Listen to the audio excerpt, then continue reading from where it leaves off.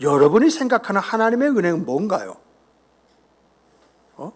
한번 생각해 보세요. 우리가 하나님의 은혜 이렇게 말을 많이 하는데 정말 하나님의 은혜가 뭐냐라고 할 때 엉뚱한 이야기 할 때가 참 많아요. 그것은 하나님의 은혜가 뭔지 내 안에 정리가 되지 않았다라고 하는 하나의 증거예요. 그러므로 오늘 하나님의 은혜가 뭔가라고 할 때 그 은혜를 여러분 안에 차곡차곡 정리해가지고 누군가 하나님의 은혜할 때 하나님의 은혜는 이것입니다. 내가 받은 하나님의 은혜는 이것인데 그 은혜만 말하는 것이 아니라 이런 은혜를 가진 자로서 나는 이렇게 살아가기 위해서 애를 쓰고 수고합니다라고까지 덧붙여서 이야기하는 여러분과 제가 되기를 주님의 이름으로 축복합니다. 자, 그렇다면 성경에서 하나님의 은혜를 이야기할 때 많은 부분에 다양하게 이야기하는데 크게 압축해서 네 가지만 정리하면 첫 번째가 뭐냐라고 할 때 첫 번째는요, 하나님께서 우리를 죄와 사망에서 구원해 주신 것이 첫 번째 은혜예요. 그렇지 않습니까? 죄와 사망에서 우리를 구원해 주시지 않았다고 한다면, 이 은혜를 베풀어 주시지 않는다고 한다면 오늘 우리 살다가 어떻게 되는 것입니까? 성경을 보니까는요, 하나님께서 이스라엘 백성을 구원해 주신 그 구원이 하나의 드라마예요. 하나님께서 애굽의 10가지 재앙을 통해서 출애굽을 하게 하셨잖아요. 근데 이것이 구원이다라고 이렇게 이야기하지만 나는 진정한 구원은 어디냐라고 할 때 그들이 홍해 바닷가에서 잠깐 머물러 있었을 때에 뒤에서 애굽 군대가 쫓아옵니다. 여러분, 내가요 이제 바로에게서 건짐을 받았다라고 했을 때 사탄이요 가만히 놔두질 않아요. 내가 세상에서 구원을 받았다고 이렇게 했는데 사탄이 나를 묶으면 어떻게 되겠습니까? 도로 붙잡힐 수밖에 없어요. 그래서 구원은 뭐냐라고 할 때 이스라엘 백성이 홍해를 건너서 두 번 다시 애굽의 군대가 쫓아오지 못하도록 탁 하고 단절시킨 것, 이것이 구원의 은혜예요. 그렇지 않습니까? 정말 이렇게 하나님께서 홍해 바다에서 애굽 군대를 딱 처리하시고 두 번 다시 애굽이 이스라엘에 대해서 어떻게 하지 못하도록 하니까 애굽이 이스라엘 침략하지 못하잖아요. 그와 마찬가지로요, 사탄이요 지금 울부짖는 그런 사자처럼 막 우리를 이제 정죄하면서 삼키려고 할지라도 다윗이 자기의 양을요 사자가 탁 잡아먹으려 했을 때 그 사자 그 입에다가 손을 넣어서라도 그 양을 구출해 낸 것처럼 하나님께서 사탄의 손에서 우리를 건져주심으로 인해서 우리가 사망에서 생명으로 옮겨졌을 뿐만 아니라 이 땅에서 살아가면서 우리가 하나님의 자녀에서 아들들로 되어지는, 다시 말하면 하나님의 유업을 기업으로 얻는 그러한 사람들이 되어져 간다고 하는 것입니다. 이것이 뭐냐? 이것이 구원의 은혜라는 거예요. 여러분과 제가 하나님의 성령에 꽉 붙잡혀 있는데 사탄이 힘이 셉니까? 성령이 힘이 셉니까? 성령은 하나님이셔요.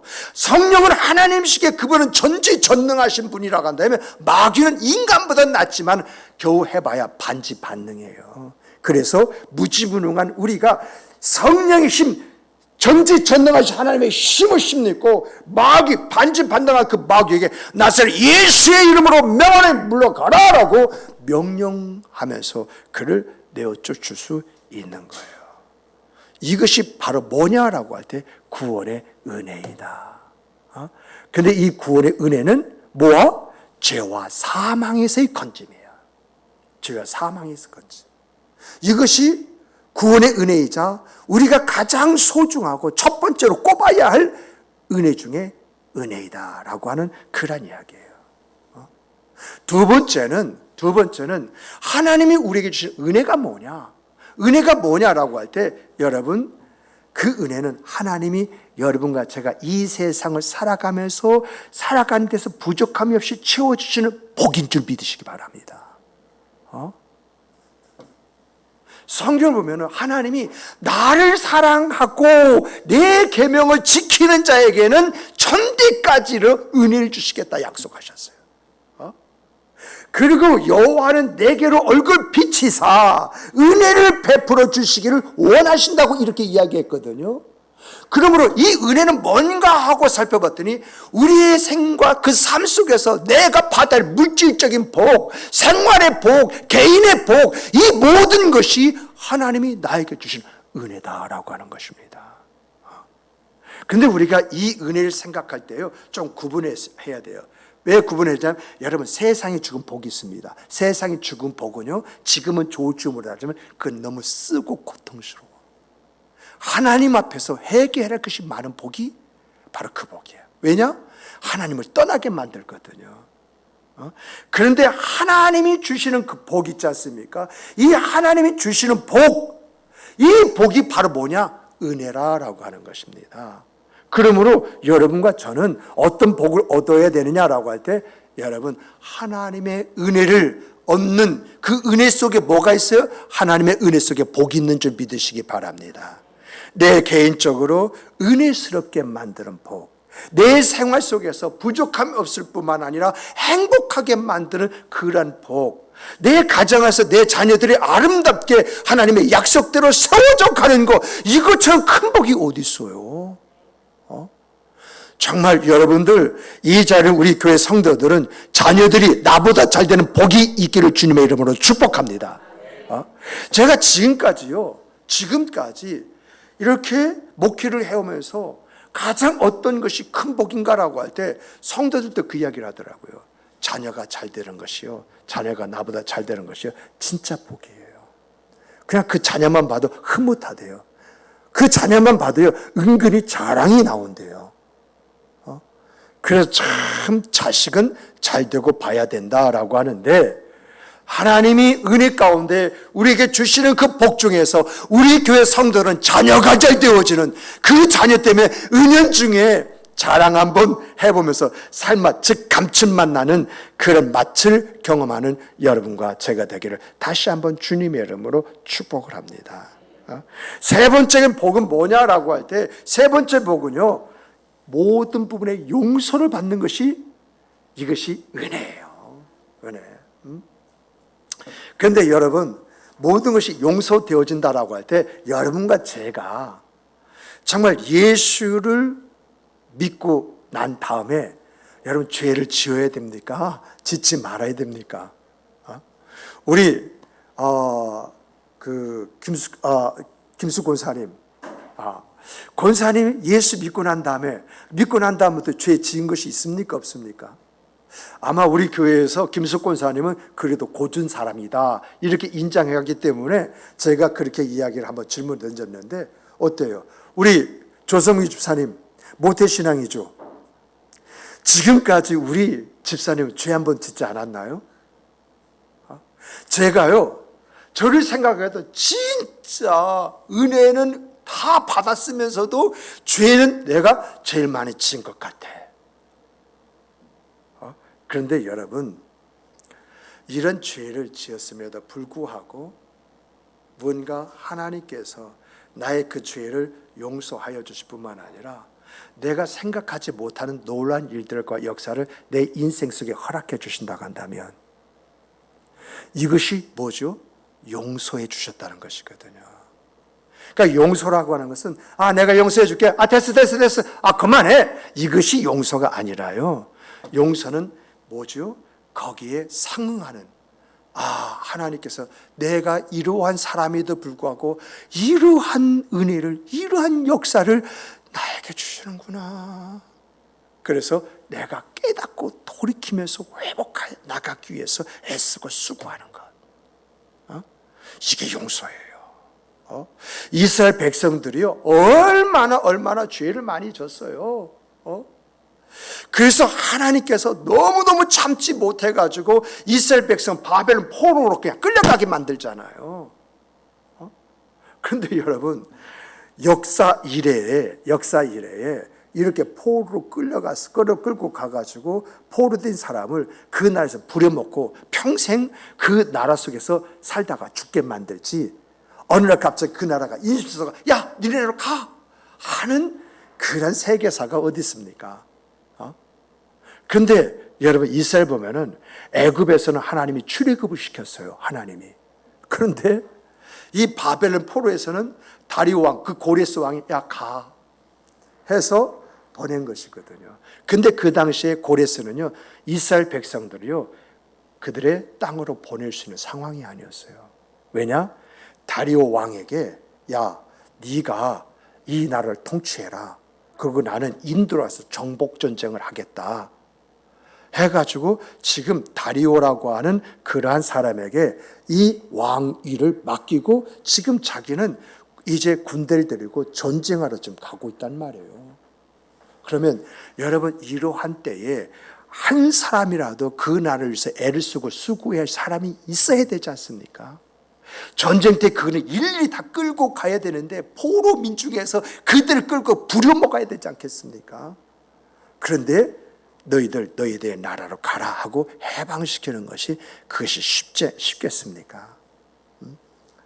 이렇게 말도 안 되는 일이 이스라엘에서 이루어졌는데 성경을 어떻게 이런 일이 일어났는가라고 했더니 하나님께서 이스라엘 백성의 죄를 사해 주셨대요. 이스라엘의 모든 죄를 덮어주셨대요. 죄를 사하여 주시고 그 죄악을 덮어주셨다는 것은 뭐냐? 용서해 주셨다는 것인데, 용서의 것으로 끝나는 것이 아니라 약속하신 말씀대로 그들에게 이런 은혜를 베풀어 주셔서 바벨론 70년 그 포로 생활 끝나고 이제 귀환하는, 얼마나 기쁘고 즐겁고 얼마나 이게 꿈이냐 생시했으면 서로 꼬집어 보라 하면서 가면서 울었다고 이렇게까지 이야기했겠어요. 이와 마찬가지로요, 우리 하나님께서는 우리의 죄악 그리고 우리의 허물까지도 용서해 주시길 기뻐하시는 하나님이실 줄 믿으시기 바랍니다. 정말 우리 하나님은요, 십자가에서 2000년 전에 돌아가신 것을 끝나는 것이 아니라, 여러분, 그때 돌아가셨을지라도 우리의 과거부터 현재부터 미래 짓는 모든 죄까지도 사해 주시는 그런 역사를 십자가에서 이루신 줄 믿으시기 바랍니다. 그래서 우리가 어떤 죄를 졌다 할지라도 하나님을 향해서 뭐라고 부릅니까? 나와서 아버지 그러잖아요. 우리 예수님을 가서 주님, 내 주, 내 주여, 내 하나님이요, 이렇게 부르는 것이지 않습니까? 여러분, 내 안에 죄와 내 안에 허물이 있으면 이렇게 부르지 못합니다. 그러나 내 안에 성령께서, 하나님께서 용서해 주실 것이라는 믿음을 갖게 하시고, 부를 때 내 죄가 해결되어지는 역사가 있을 뿐만 아니라 내가 부를 때에는 내 안에 뭐가 문제가 있다는 거 아니겠어요? 여러분, 그 문제를 용서하실 때 풀어주신 줄 믿으시기 바랍니다. 그래서 이것을 가르쳐서 뭐라 하느냐라고 할 때, 이제 용서라는 차원에서 십자가의 은혜이다. 왜 십자가의 은혜라고 말하냐면은, 십자가에서는 내 과거뿐만 아니라 현재 미래적인 모든 죄까지 거기서 십자가에 못을 박아버렸어요. 그래서 여러분과 저희는 뭐죠? 그 죄를 자백하면, 하나님, 내가 살다 보니까 좀 이렇게 부족해서 이런 일을 저질렀네요. 생각하면 하나님, 너무 속이 상해요. 아파요, 괴로워요. 그러므로 하나님, 좀 나에게 힘을 주세요.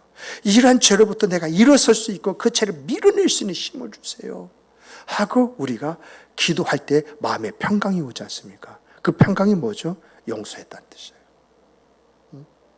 그리고 더 나가서 그런 일이 있지 않습니까? 그런 일이 있을 때 내가 그것을 이길 수 있는 힘이 내 안에 주어진 것을 나도 느끼면서 깜짝 놀라는 그런 일들이 일어나는 것이죠. 그리고 네 번째는 뭐냐라고 할 때, 네 번째 그 은혜는요, 다른 것이 아닙니다. 여러분, 정말 은혜라고 할 때 성경에서 다양한 부분을 여러 가지 이야기합니다만, 이것을 함축시키면 하나님이 나를 지키시고 보호하여 주실 뿐만 아니라 내 생활과 삶에 쉼을 주시는 것이다. 이렇게 이야기를 해요. 정말 우리를 어떻게 보호하시고 지키시는가 했더니, 여러분, 방패 있지 않습니까? 방패는 전쟁통에서 나를 보호하고 지키는 무기잖아요. 방패와 같이 나를 지켜주신대요. 나를 방패와 같이 보호해 주신대요. 그리고 여러분과 제가요, 정말 주의 이름으로 외치면서 주님, 그 주님하고 부른 부름이 창과 칼이 돼가지고요, 결국은 우리에게 뭘 주느냐? 즐거움을 준다는 거죠.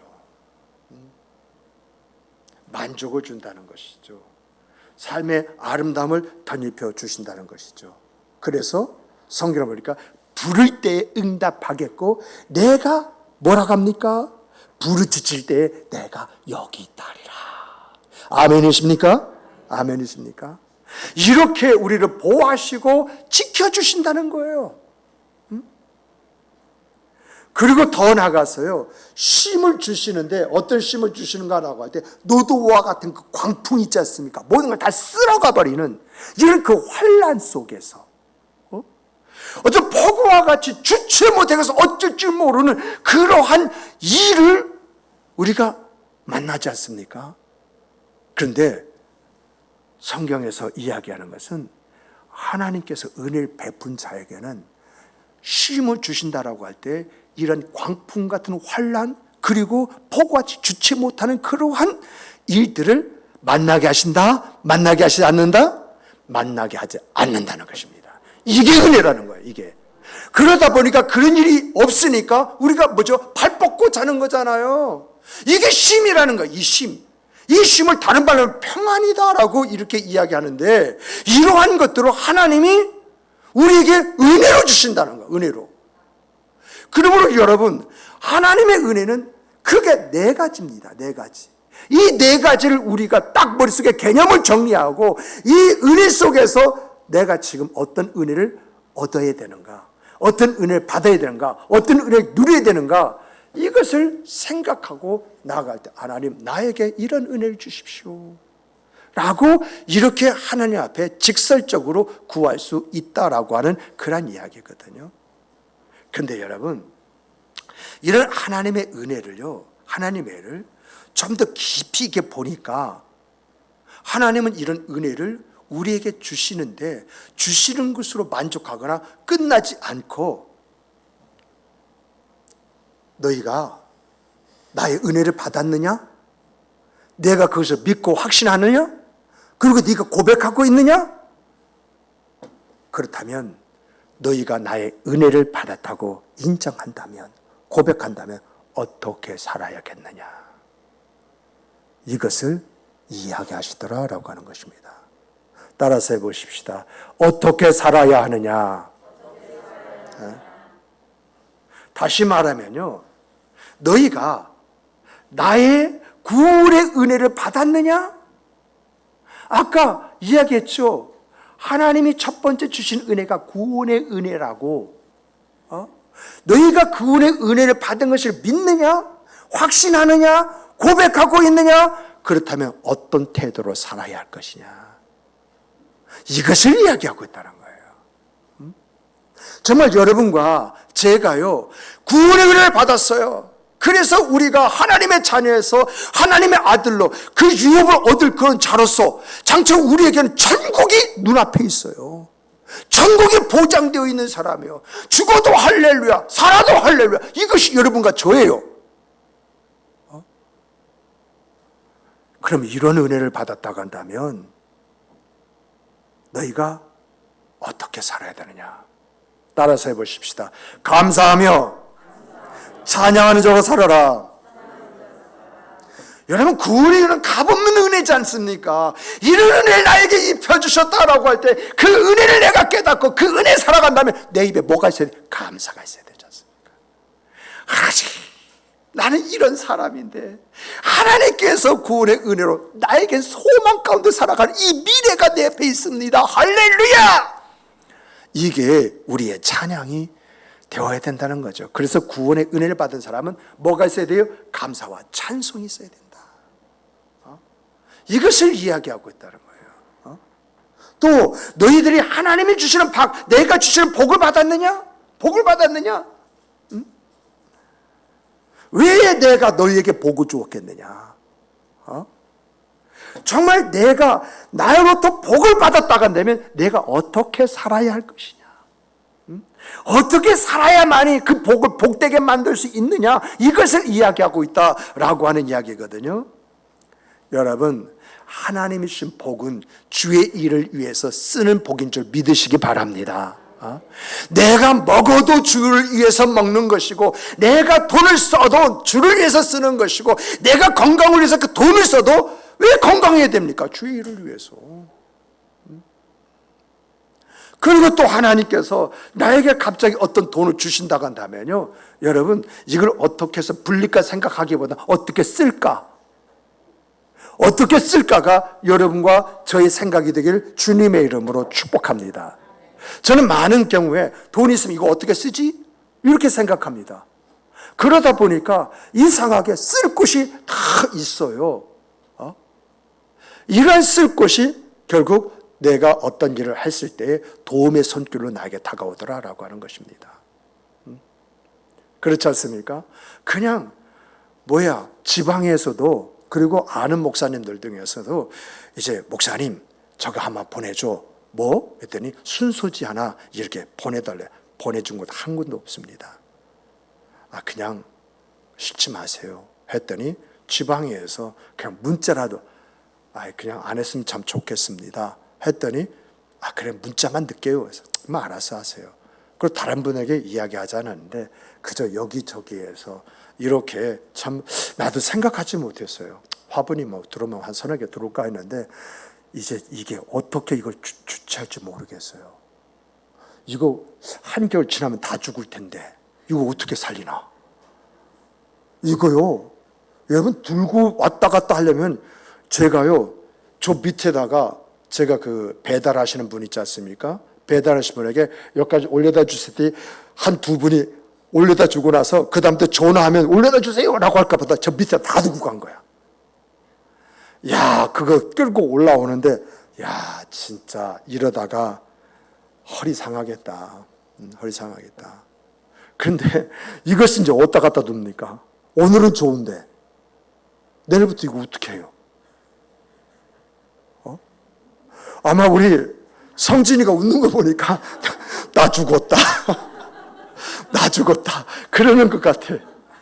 네? 그러잖아요. 저는요, 이렇게까지 올 줄 몰랐어요. 이렇게까지 목사 보내줄 줄 몰랐어요. 그래서 내가 한 분에게 전화를 했어요. 좀 이런 부분에 있어서 한번 이렇게 좀 해주셨으면 참 좋겠다. 전화는 한 통 했어요. 그런데, 전화하지 말걸. 이러한 생각이 저절로 들어올 정도로 이제 주체하지 못하는 그러한 일들을 이제 했는데, 중요한 것은 이러한 부분들이 다 뭐죠? 복이라는 것이죠. 복.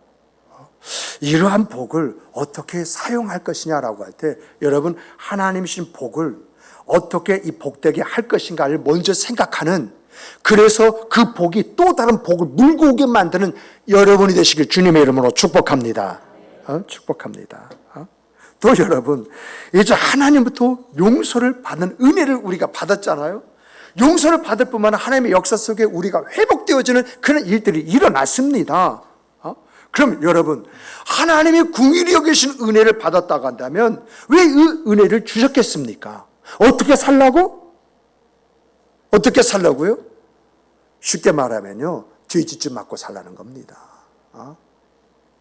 하나님이 너만 용서하는 것이 아니라 온 인류를 용서해야 되는 게 나 바빠. 바빠. 그러니까 죄 짓지 마. 이러한 말씀으로도 우리가 받아들일 수 있는 것이거든요. 그러니까 정확하게 일하면 죄로부터 자유한 자가 되라는 것입니다. 죄로부터 자유한 자가 되라. 그리고 이제 또 마지막으로 하나님께서 너희를 이제 보호하시고 지키셨다. 너희에게 모든 환난으로부터 자유할 수 있는 기쁨과 즐거움을 가질 수 있는 그 힘을 주셨다. 그러므로 너희가 어떻게 살아가야 할 것인가? 라고 하는 것을 성경이 다루고 있거든요. 어떻게 살아야 되느냐? 따라서 해보십시다. 섬기는 자로 살아야 됩니다. 다시 말하면 우리가 메신저가 되어야 할 뿐만 아니라 우리가 진정 어려운 사람을 돕는 자가 되어야 한다라고 하는 거예요. 근데 그 도울 때 하나님 누굴 통해서 도와요? 하나님이 나를 통해서 도울 수 있도록 이렇게 섬기는 자가 되어라. 이렇게 섬길 때 내가 너 보호해 줄게, 내가 너 지켜줄게, 너희 생과 삶 속에 이런 힘을 줘서 평안하게 아름답게 해 줄게. 이게 약속이잖아요. 그래서 성경을 보면은요, 은혜에 대해서 이야기하고 난 다음에 많이 사용된 단어가 뭔지 아십니까? 이 은혜하고는 따라오는 그런 내용들이 기쁨이고, 그리고 감사이고, 그리고 호의, 즉 베푸는 것이고, 보상이고, 선물이고, 나눔이고, 누림이에요. 이 은혜 속에 따라오는 그런 내용들을 보면 이런 단어로 함축할 수가 있어요. 야, 놀랍지 않아요? 우리가 은혜를 알고 그 은혜 속에 살아간다고 했을 때 그 은혜 속에서 내가 무엇을 어떻게 해야 할 것인가 깨달을 뿐만 아니라 그런 일을 행했을 때에 기쁨이 있고 감사가 있고 호의, 즉 베푸는 것이 있고 보상이 있고 선물이 있고 나눔이 있고 누림이 있다. 이어지잖아, 모든 게. 정말 이런 단어를 풀려면은요, 정말 한 단어 한 단어 그 의미와 뜻이 너무 많기 때문에 정말 이야기하기 다 어렵습니다. 그래서 저는 이런 이야기를 하려고 하는 것이 아니라 하나님 앞에 은혜를 받고 우리가 하나님의 은혜에 합당한 이런 생각, 그 삶을 살아갈 때 우리에게 어떤 것이 오느냐라고 할 때 그 결과를 이야기한 것이고요. 제가 오늘 여러분과 본문을 통해서 나누고자 하는 것은 다른 것이 아닙니다. 이 은혜는 어떤 은혜냐? 이 은혜는 뭐가 있어요? 따라서 해보십시오. 하십시다. 하나님의 은혜 속에는 연속성이 있다. 그러므로 우리가 하나님 앞에서 어떤 태도를 가지고 살아야 할 것이냐라고 하는 문제가 우리의 숙제예요. 그렇다면 여러분, 하나님의 연속성이라고 할 때에 여러분이 하나님으로부터 구원의 은혜를 받았습니까? 아멘입니까? 아멘입니까? 아멘입니까? 그런데 여러분들이 이 구원의 은혜를 받았다면 아까 뭐를 해야 되죠? 감사하고 찬송하는 생과 삶을 살아야 된다 했지 않습니까? 근데 얼마나 감사하고 얼마나 찬송하고 있어요. 하나님이 자기 자신의 몸을 버려서 우리에게 이런 은혜를 덧입혀 주시기까지 했는데 우리가 그런 하나님 앞에 얼마나 감사하고 얼마나 찬송하며 살아가고 있느냐라고 하는 것입니다. 혹시 하나님이 나에게 베푸는 이 구원의 은혜와 내가 하나님 앞에 감사와 찬양하는 것을 비교해 볼 때 우리 하나님 저런 저 배은망덕한 놈 이렇게 말하지는 않을까요?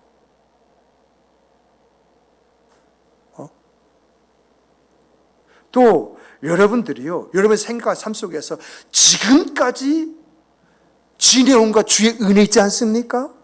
은혜가 아니라면 과거에 나의 그러한 사람이 오늘의 내가 될 수가 있었겠습니까? 그렇잖아요. 그런데 오늘 우리가 하나님이 내 삶 속에서 나에게 주신 그 은혜의 그 복을 받았음에도 불구하고 우리가 사사롭게 그것을 낭비하고 있잖아요. 하나님의 일을 위하여 하나님의 영광을 위해서 그것을 사용해야 되는데 여러분의 즐거움을 위해서 낭비하고 여러분의 기호를 위해서 그 돈을 팍팍 쓰고 있잖아요. 그런 여러분을 볼 때에 하나님이 여러분들에게 두 번 다시 아유 참 복을 줘봤자 의미가 없어 복을 딱 거두시겠습니까? 하나님이요 우리의 죄와 허물 용서해 주셨어요. 그 용서해 주셨는데 여러분 우리가 계속 잘못을 하고 죄를 짓고 있네. 그럴 때 하나님이 우리를 보고 저 구제불능 두 번 다시 쳐다봐서는 안 될 그런 인간 이렇게 외면하실까요? 하나님이 우리를 보호하시고 지키시고 우리의 생각 그 삶 속에 평강이라는 쉼을 주시는데 여러분, 우리는 많은 부분 내가 똑똑해서, 내가 잘나서 이렇게 생각하는 경향이 있지 않습니까? 그래서 이런 착각 속에 망령된 말을 하고 행동을 하면서 살아가지 않습니까? 그리고 하나님을 저런 괘씸한 놈 하고 내팽개치실까요? 우리 인간이라면요, 배은망덕한 놈, 우리 인간이라면요, 저거 구제불능, 두 번 다시 쳐다보지 말아야 할 이제 놈, 그리고 더 나가서 괘씸한 하고 내팽개칠 거예요. 그런데 우리 하나님은요, 은혜의 연속성이란 말은 뭐냐?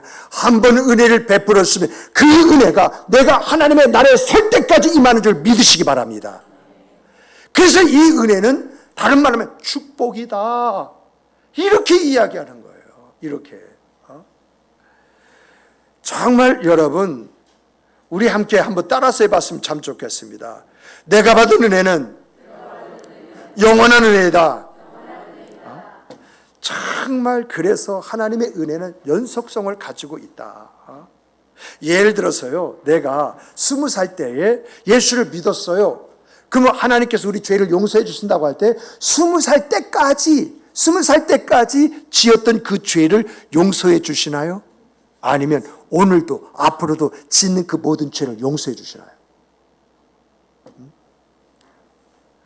내가 예수를 믿는 순간 하나님께서 내 죄를 모두 다 용서해 주신 것이 끝나는 것이 아니라 십자가 속에는 연속성이 있어요. 그래서 여러분과 제가 하나님 잘못했어요 하면 알았어.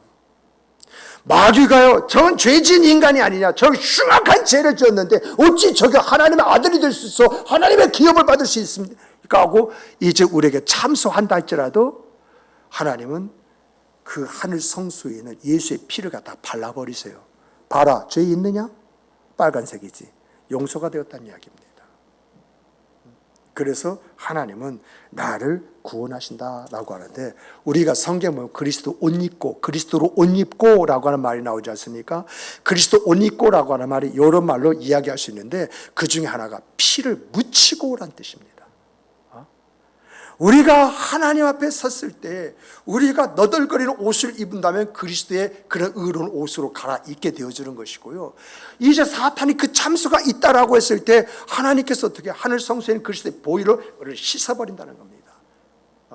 그래서 정결한 그런 모습을 보신다라고 하는 그런 이야기거든요.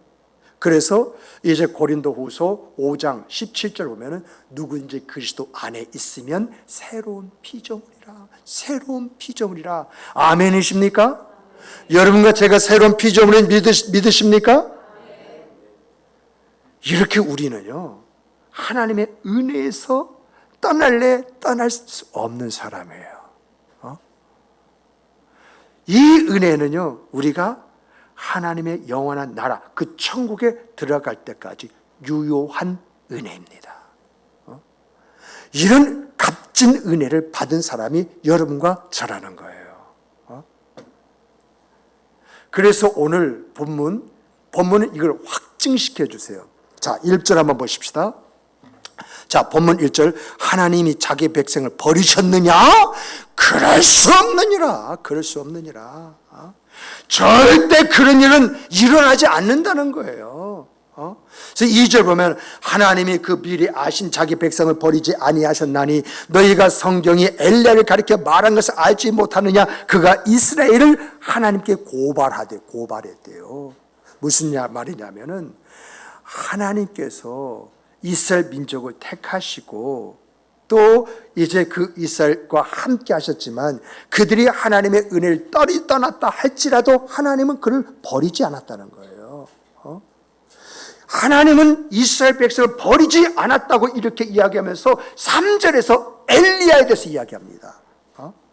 3절 보세요. 주여, 그들이 주의 선지자들을 죽였으며 주의 제단을 헐어버렸고 나만 남았는데 내 목숨도 쳤나이다.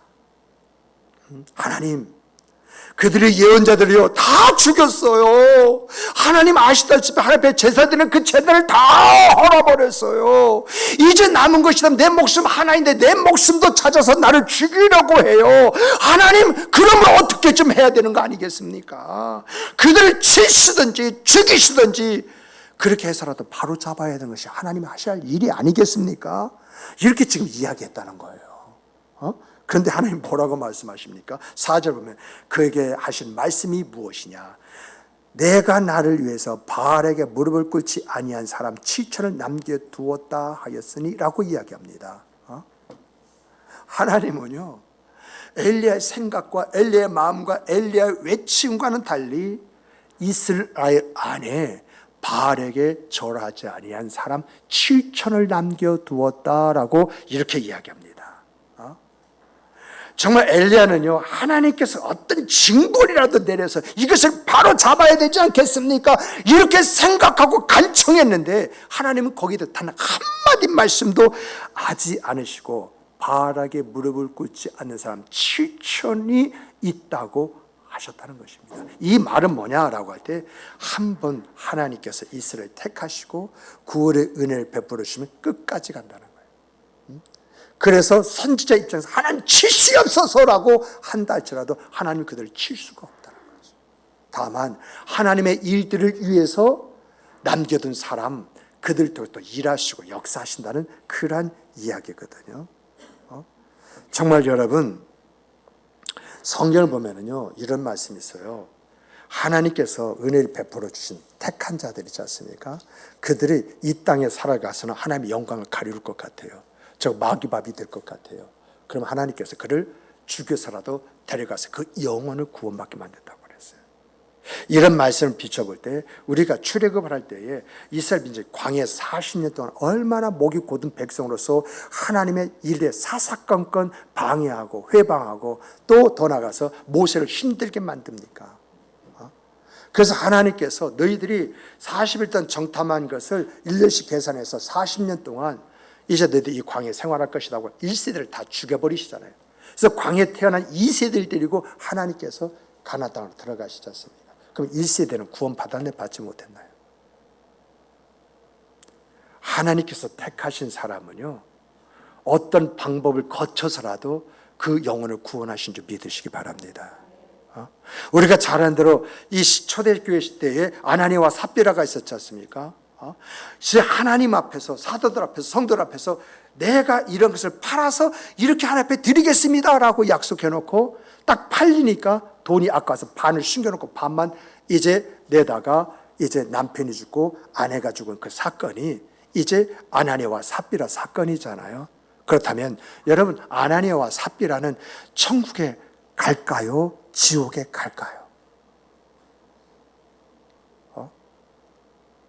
이런 이야기하면 목사님도 아리송해요. 또 여러분 우리 있지 않습니까? 우리 교회 문제를 이렇게 보면은 어떤 그 장로님 때문에 어떤 권사님들 교회가 막 흔들리고 교회가 어렵고 목사님이 쫓겨나가고 막 이런 일들이 있잖아요.